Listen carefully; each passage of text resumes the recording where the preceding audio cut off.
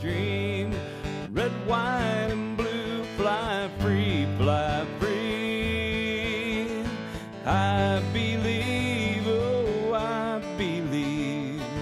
Will you dream with me? Good morning. Welcome to Changing Times. It is Wednesday, September 13th, show number 126. I am Lynn Morris, and today we have our good friend Larry Ballard. How are you doing today? I'm doing great, Lynn. I tell you what, he's got another great show. Get your paper and pencil out. Make sure that you take some notes. This show, after it's live today, you can go back on Axe Media Group, Changing Times, catch our show 24 hours a day. Go back and watch it. Watch last week's show. Also, it's being live. I think this week our producer it says it's just now being live on Twitter. Is that what you said? Yeah. Twitter, and so actually Daily Motion, Rumble, LinkedIn, Radio Free America, all kinds of places you can watch our show. So we appreciate everybody watching today. What Larry has to say is extremely important and can really, really affect your life. He's the author of Liberty Crusade.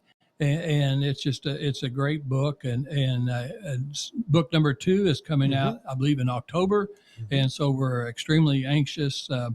Larry, remember that you and I met, and I think Buddy Huggins met, and over at the vineyard in Ozark, and the owner of the business, I gave her one of your books, and since that time she's bought 8 or 10 books.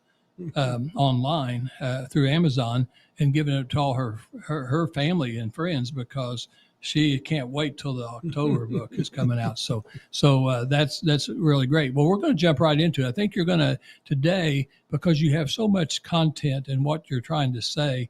I think we're going to go back and do a little bit of recap of what last week was. This week, thanks to our producer Matt, we've got a bigger slide presentation so you can see the slides. Somebody like me that's a little bit impaired vision, I was having trouble. I don't always look at things on my computer. I like to use my cell phone wherever I go. And so I was having trouble seeing the slides. So we fixed that today. So appreciate that. And so Larry, let's go ahead and recap. All right. Last week, we talked about the events of 9/11.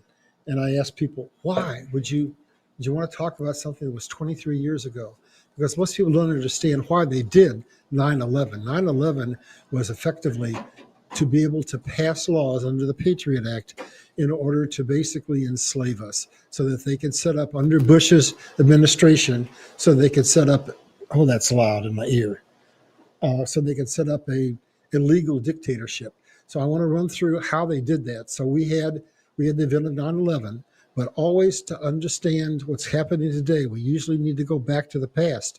And so we're going to go all the way back to the rise of Hitler. And what happened is Hitler did something that was an exact parallel to what we saw on 9/11. He arranged to have the German parliament burnt down, blame it on a communist. That gave him the chancellorship and gave him the opportunity to take over control because they passed something called the Enabling Act. And what the Enabling Act did was effectively give him dictatorial powers for a period of 6 months. Well, guess what? That's exactly what 9/11 did for us. 9/11 happened. We hit the towers. It wasn't Washington, D.C., but it was our financial center. And it brought down the financial center of the United States of America. And it caused all kinds of trauma, enabling them to come in and pass the Patriot Act. And that name was chosen very carefully, because no matter what they put in it, they could say, well, if you don't agree with that, you're not a patriot. So they chose that name so that we would hush up and be quiet, and they could do whatever they wanted to do. So basically, that Patriot Act gave the government the same dictatorial powers that Hitler had had. It gave them the power. Well, for example, we would not have had January 6th had it not been for what they put in the Patriot Act. The events of January 6th saw Americans who peacefully protested. Trump said, go to the White House and peacefully protest. Keyword, peacefully. They were arrested. They're incarcerated to this day. They've never had a trial. That was able to be done because of what was put in the Patriot Act. And the Patriot Act also has something in it that's very heinous. And it's not going to happen, folks, but I need to tell you what it was. It basically allows the government to literally take your money. It can take your gold, your silver, it can take your IRA, your 401k, everything. And basically it can take over all of government. It's called continuity of government, where it gives the president the power in the event of a national emergency that he declares at his own on his own without conferring with Congress, to basically take over all forms of government, local, state, federal, tribal, all forms of production, and take away your money. Now, people say, oh, that's impossible. No, let's go back in history. We have a parallel event. 1933, we declared bankruptcy, and what did the government do? They did the same thing. They came in and said, you will turn over all your gold and all your silver upon penalty of a $10,000 fine or 10 years in prison, and the people turned their gold in, and the next thing you knew, as soon as they got it, they doubled the price of gold. And then we've got another example from history. Go back about 15 years, go to Greece, and Greece did something that we would call today a bail-in, where they said, oh, do you know our banks are in trouble? So what we're going to do is we're just going to take your money, citizens, and use your money to bail us out. And so now we have the Frank Dodd bill that says, oh, we're going to do that exact same thing. So they're setting us up for a legal dictatorship. But that's not going to happen. So that takes us to where we are today. Very good. Very good. So basically, we can go on. So I want to read this. Why I changed this slide presentation a little bit on you, because over the last week, I was getting bombarded by people that say, oh, it's getting worse. It's getting worse. It's getting worse. What's happening? None of the prophets are right. Everything's going to hell in a handbasket. And I said, maybe I need to do a show that clarifies for people what's going on. We're in the middle of a psych operation. So both the white hats and the black hats are using misinformation and misdirection. And most people aren't spending full time watching this like I am. So they're not seeing the things that I see. So what I'm going to endeavor to do is to show you the nuances. They always give us a tip as to what they're doing and bring some clarity and hopefully some peace of mind to the people out there who are saying, I'm about ready to give up. So we changed the name of this. It's now part 1, Restoring the Republic, but it's basically a continuation of last week's show. So I'm moving on. Yeah, let's get started. This is going to be interesting. All right, so here's what this is all about. If Trump had it all, which he says he has, why didn't he come in after the election immediately and arrest Biden if, in fact, the election was stolen and take over? Because we're in the middle of something called the Stockholm Syndrome, where for the last 30 or 40 years, we've been brainwashed by the media and by their politicians. And we've had all those riots that happened a few years ago. And if we had had a forced turnover of the government, we'd have had civil war. So the reason, folks, that this is drug out and you think nothing's happening is because it's intentionally planned to little by little by little drip the truth out, so that when they do make the change and we do get continuity of government, that we won't have riots. So this is actually happening for the benefit of the American people. Moving on. So what we're seeing effectively is a movie that's scripted to open our eyes. The Truth Will Set You Free is the basis of this book and the basis of my second book. So I'm going to tell you what they're doing to open our eyes. Good. So Trump says, we know where every vote went. Now, people might say, that's impossible. But wait a minute, let's think a second. You've got the news stations that are broadcasting election results every night, live? And they know minute by minute what votes have come in, and they know they can call the election early in each state. Well, you think Trump didn't have that ability? He knew in 2016 the election was stolen, and so he made provision for the military to be tracking every single vote as it went out. They knew where it went. They knew the number of votes that were on the outbound side, the number of votes that were on the inbound side. So as he said, we have it all. They have it all. So what happened? They didn't disclose that, but they've done some things that were interesting. Now, look at that picture of him frowning. Basically, people say, oh my God, Trump is such a buffoon. He does such stupid things. He says things. He has no governor in his mouth. No, Trump has a role. He's working with the military, and he has a role. Trump's job is to tear down the corrupt system so we can restore the republic and get back our freedom. So what was the first thing he said? Oh, the fake news, the fake news, the fake news. Here he is programming us with a new script now, because his assignment is to come in and be the what?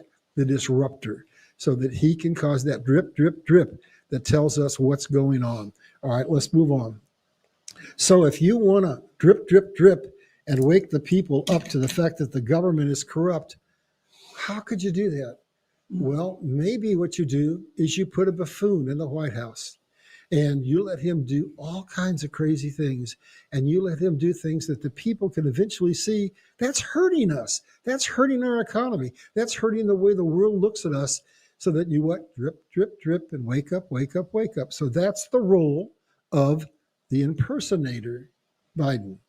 And I didn't use that word by accident. So I want you to look at this and think, guys. You got a young Biden, you got an old Biden, ostensibly. But look at the ears. One's ears are attached, the other are detached. And then we've got pictures over to the left-hand side of a real actor and a fake actor, saying that we have A, actors in the White House, and B, the ability to use CGI so that we can't tell what's real and what's not real. So here's the question. What are the implications of a White House being occupied by an imposter?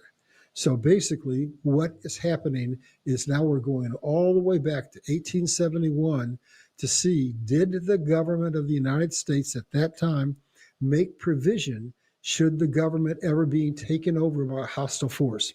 So let's go on. And guess what? There was a provision, because most people don't know that when America was founded, the principal thing that they were afraid of was government getting too much power. And so they gave us a clause that said we, the people, could come back in and take the government over if necessary. But the White House wasn't in Washington, D.C. It was in New York. We didn't even have a White House initially. But who was the real power? The military. And the first real constitution we had was under the military until we wrote the regular constitution that we now go by. So let's go back to that. That says the law of war manual would supersede the Constitution, and military law would go into effect under the commander-in-chief of the military. So laws passed, this is important, folks. If we think we've got a hostile entity like the global elite controlling our government, then the law of war manual says the Constitution as we know it is set aside, and we go to the original Constitution under the military, and guess what happens?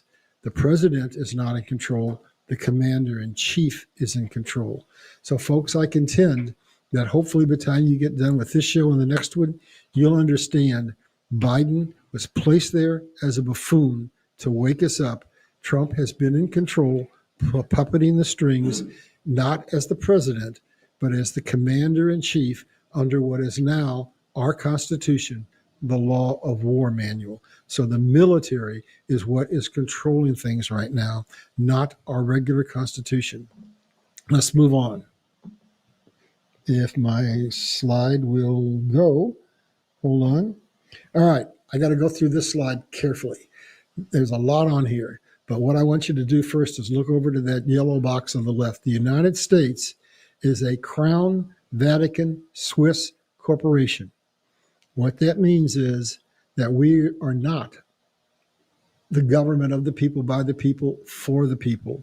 We are controlled by those three entities and have been for a long time. So listen, these words are very careful.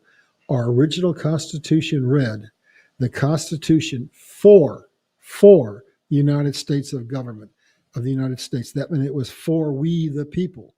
They changed it in 1871, and it was altered, and the altered version reads, the Constitution of the United States of America. Now, that may not sound like much, but one gives us legal rights, and the other is just a statement. So basically what happened is in 1871, Congress, I'm going to read this, passed the Act of 1871, The act, I want you to see the act of the 41st Congress, Section 34, Section 3, Chapter 61 and 62. On this date, Congress passed an act titled Act to Provide a Government for the District of Columbia. The Act of 1871 is meant that Congress is under constitutional authority to do they did that without constitutional authority. So they created a separate 10-mile area called the District of Columbia that is not technically a part of the United States of America. This was an act of treason because by our Constitution, they were not empowered to do that. Note, this separate government status is in force for the District of Columbia, the Vatican, and the City of London. So the power of the world is in 3 places, none of which are a part of the nation they reside in. So the City of London is a separate area, just like the District of Columbia. And so basically we have 3 power blocks in the world that are controlling us, that constitute effectively the shadow government of the global elite. So the Act of 1871 suppressed the U.S. Constitution and created a new Constitution. And what was that new Constitution? It was a corporate constitution. And that is very significant, folks. So let's move on. And I'm going to show you the difference between being a republic and being a democracy, being a republic constitution and being a corporate constitution. So basically, what is a republic? It is a government of the people, by the people, for the people, based on a constitution and the Declaration of Independence. Now, what is a corporation? Listen up. This is important. A legal entity that is separate and distinct from its owners. Well, wait a minute. Are we the owners? No, the corporate executives of the corporation are the owners. Its sole obligation is to the financial interest of the shareholders. So that means you don't have any rights. You don't own a house. The government gave themselves take rights.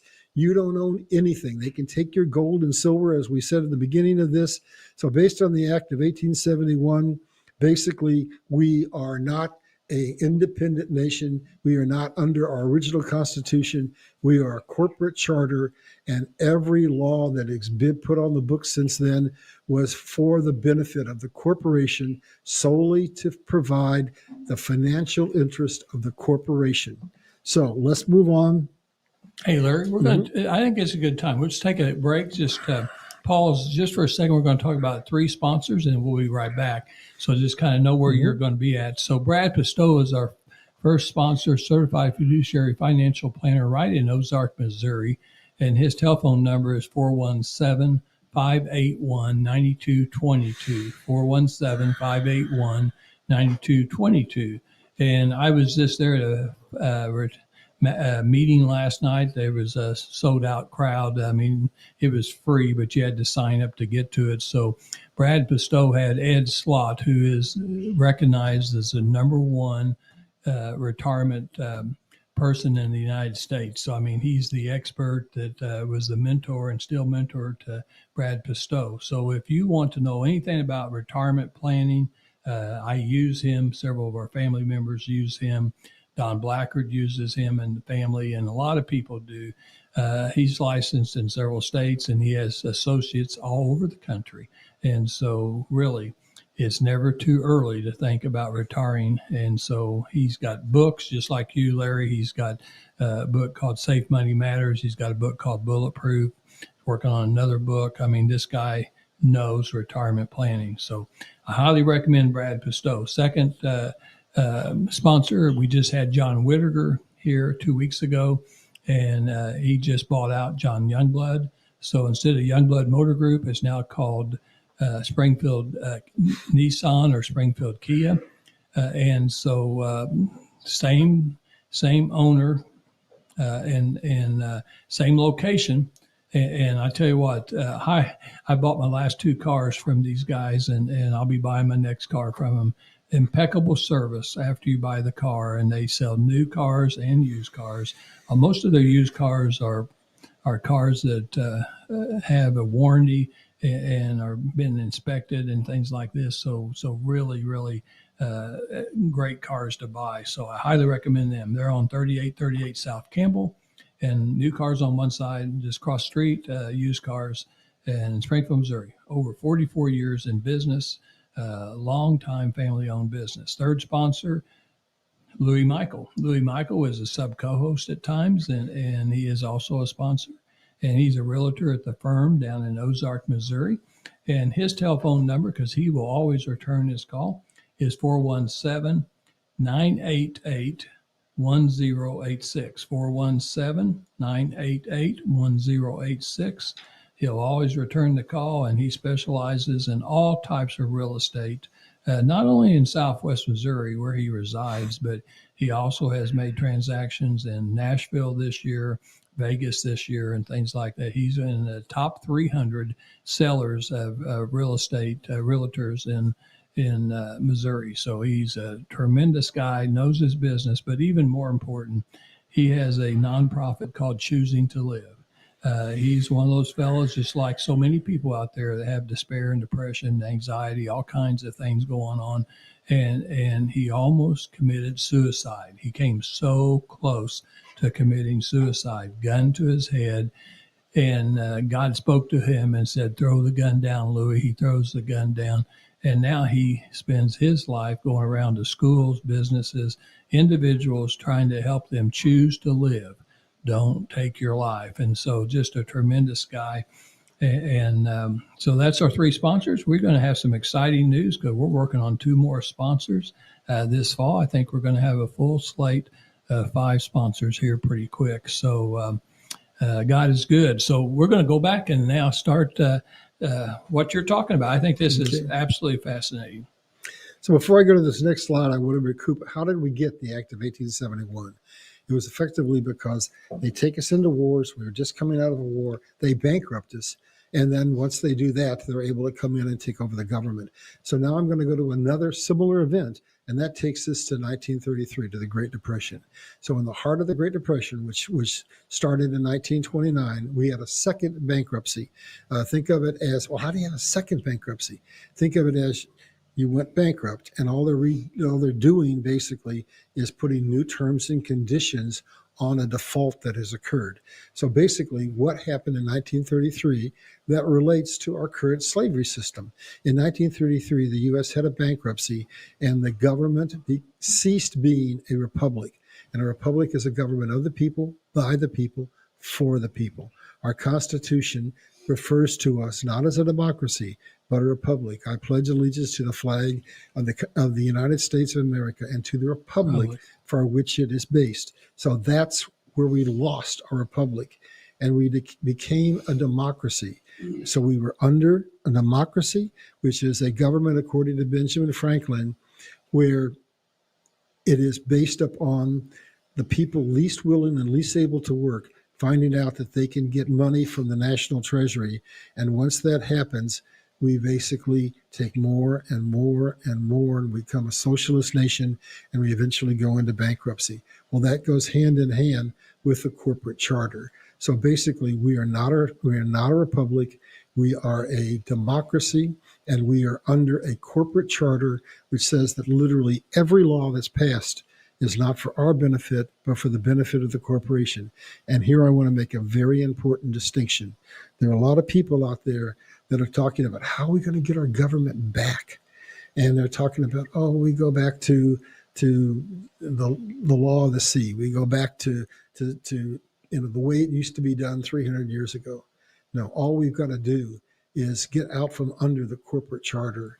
And what we'll find is that for the last 100 years, once all this information comes out, we've had presidents in office that were put there but under the corporation.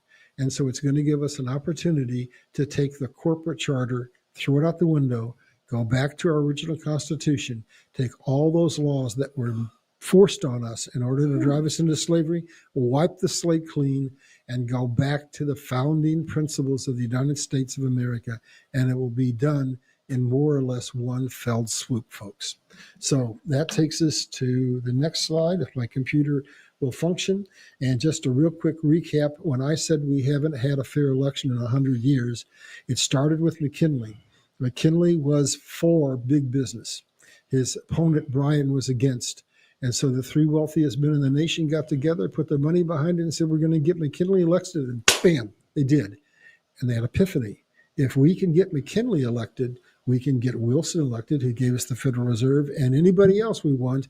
And so with the exception of three men, we've had basically every president that's been in office for 100 years put in under the corporation as their, let's call them CEOs, as opposed to the president of the people, by the people, for the people. So we haven't had a legitimate government for over 100 years. So, Larry, those three men are Kennedy, Reagan, and Trump? Correct. That they weren't bought out, they weren't paid for, and so they weren't part of this plan. Correct. So now let's move on. So what, restoring the republic, how do we do it? Well, things have to change in a very big way. And like always, we go back to a foreshadow in the Bible and in history that says, how could we change it? So folks, all we have to know is how they've enslaved us. And it's just so simple. If they enslaved us by doing these things, freedom is at the other end of the continuum. Just do the opposite of what they've done to enslave us, and we'll get freedom. So basically, we've had one control mechanism, the global financial elite that control us and virtually every nation in the world. So what might a new system look like? Oh, it might look like the American economic system that we had in place after the Civil War. And basically, it will even have more because it will look like something called Nasara. So let's go in and dive into that and see what that looks like. Okay. Multiple nations will share these four things. These are the key to wealth, security, prosperity, and government of the people, by the people, for the people. You got to control natural resources, control manufacturing, control trade, convert that into money. So when the bad guys do that, what do? They go out and buy power and influence in every sphere of influence, and they control us. So what the new system is going to do is say, we're not going to have a central control mechanism. That is going to be controlled by a multitude of nations so that no one nation can control the world. So that leads us to something that's happening that is very important, that has people very confused. Basically, China has got to fall. America's economic system has got to fall. My Bible says that the kingdoms of man will fall, and we'll get a new economic system, a completely new economic system, foreshadowed by the American economic system and Nasara, which was implemented basically in its infancy when they assassinated President Kennedy. So under that, we're going to release all of our shelf patents. We're going to share R&D and technology with multiple nations. So I want you to think about this. Right now, you got Taiwan that makes their computer chips. If they were to attack Taiwan, 90% of our computer chips would be gone. And what would they do? You can't make anything electronics without those chips. The whole supply chain would be down. So we're vulnerable because of the single source of control that we have. So we're going to create a new system that says we're going to have resources stored on every continent. We're going to have shared R&D. We're going to build the infrastructure out for nations. All nations are going to have an opportunity to participate in the wealth, the freedom, and the prosperity of the world. So let's move on. So I want you to look at this. Oh my God, people are saying, what the heck are they doing? They're bringing lawsuits against one Donald J. Trump, and look at Hillary with her 34,000 emails, and look at what Biden and his son have done, and et cetera, and there's no charges against them. This is all planned. Trump could not get his message out. The Supreme Court wouldn't do it. The court system wouldn't do it. Why? Because they've all been either blackmailed or taken over. But here was the plan unfolding right before your eyes, folks. The lawsuit in Georgia is very important because what is it alleging? That Trump basically was guilty of election fraud. Well, finally, now, what happens when they bring that lawsuit? He gets an opportunity to subpoena people. He gets an opportunity to bring the truth out, the truth that he says he's had from the beginning. And we see, I think, finally, that, oh, guess what? The people who stole that election get exposed, and the people's eyes pop wide open, and we understand what's been done to us. That sets the stage for them to bring back our original Constitution without having civil war. And then what's the significance of the other key suit that they're bringing against Trump? That's got to do with January the 6th.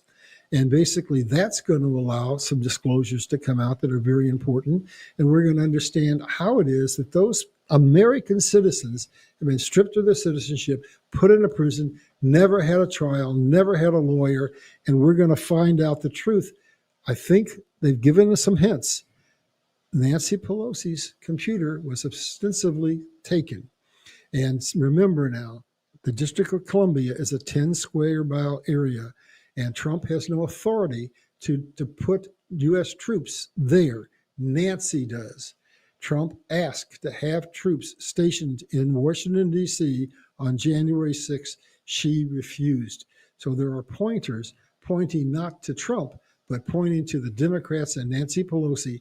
I believe all of that is going to come out, give clarity, and set the stage so that we can begin the process to end the movie, to show all of everything that's happened, and get our government back. My computer is just not cooperating. Come on, go to the next slide. All right, so now this one is simple, folks. This shows you the absurdity of what's going on. I've got a picture over there of a Trump rally, thousands and thousands of people.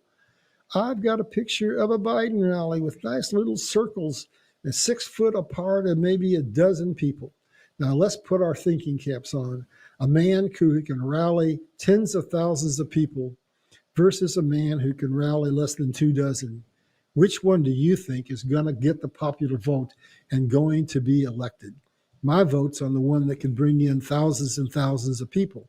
So that man, let's look at what his agenda is versus what the agenda of the man who gets 2 dozen people is. So basically, Trump comes in, he says, Obama says, what are you going to do? Wave a magic wand and change everything? And Trump says, yep, because he knows the magic formula. It's a formula. You control natural resources, control manufacturing, control trade, and basically you get control of the money. So what did he do? He came in and gave us back our oil and our steel. He came back in and took regulations out that allowed us to build our infrastructure and to build factories. He came in to put tariffs against China, which incidentally is the very thing we did back in following the Civil War, or actually before then. We put huge tariffs on England so that England commodities were too expensive, and that forced the American people to develop what? The Industrial Revolution. And so Trump positioned all of that so that what would happen? Our stock market would go from 10,000 to 30,000 overnight. So what does Biden do when he comes in? The other end of the continuum, the exact opposite, to show us the absurdity of what the globalists are doing to us. So he took back control of our natural resources. He made us dependent on oil. We're begging Saudi Arabia and other nations, oh, give us some oil. And he stifled our manufacturing, and he obstructed the supply chain. So we had shortages everywhere. There are ships sitting out in the ocean that should be unloaded, and they're not. There's ships being stuck in a canal. They're longshoremen that won't unload or can't unload ships. And so basically he's putting the pain on, the exact opposite of what Trump did. And then what do? We've talked it in other shows. Basically, you collapse the economy. When you lower the interest rates, you get people to come in and invest. And then once they've put their money in, you raise the interest rates, and then you freeze credit, and the collapse happens. That's how the banking system is collapsing. So basically, he now inflates the money supply, he freezes the credit, he raises the interest rate, and bam, we're moving into the exact opposite situation. Instead of our stock market's going from 10,000 to 30,000, everything is imploding, and we're having a real crisis. So which policies do you think the American people would rather have? The one that gives them prosperity, or the one that drives us into a situation where they can't even buy? They have to make a choice at the end of the month. Am I going to buy my medicine, or am I going to buy my food? That's where America's at. That's the wake-up point, folks, when they can control what we can do, what we can have, what we can buy, whether we are financially independent. That's when the people's eyes are opening. We're there now, folks. We're at the point where pain is being inflicted upon us. So now, here's the other key thing that's happened under Biden versus Trump. that should be a wake-up call for you guys. He had to fight like the dickens to get that wall built. Well, guess what? China had a wall. And guess what? Israel is now saying, we're going to put a wall around our whole frickin' country because we're not going to allow the people from Africa to come in, and we're not going to lose our national identity. But under Biden, we don't get a wall. We get an open border, and we get an army of people coming in to create chaos. So again, open your eyes. Which would you rather have?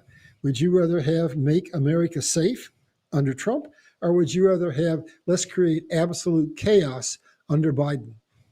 The choice is very simple, folks. They're opening our eyes little by little, drip by drip, drop by drop, truth by truth. Let's move on. So what happens?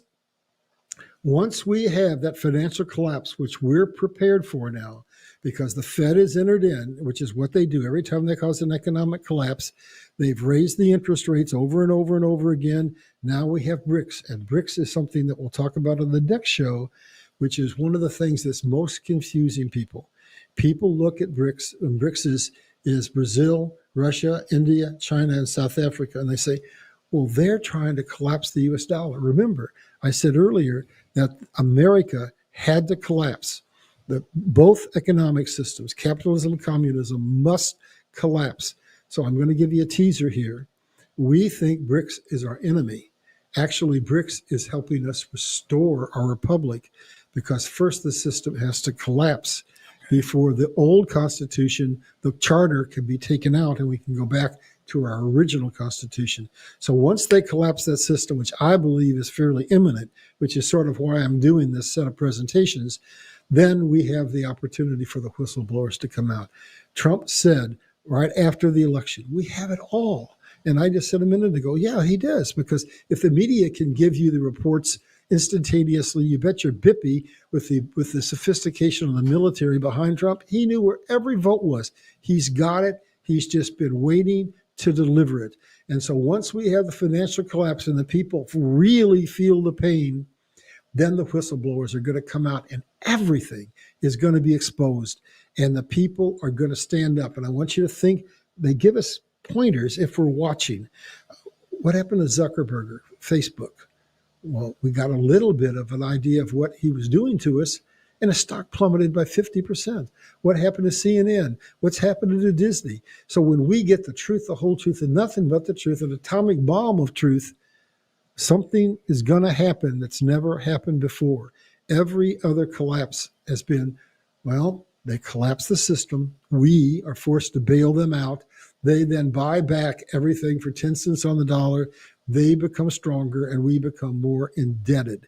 That's not what's going to happen this time, folks.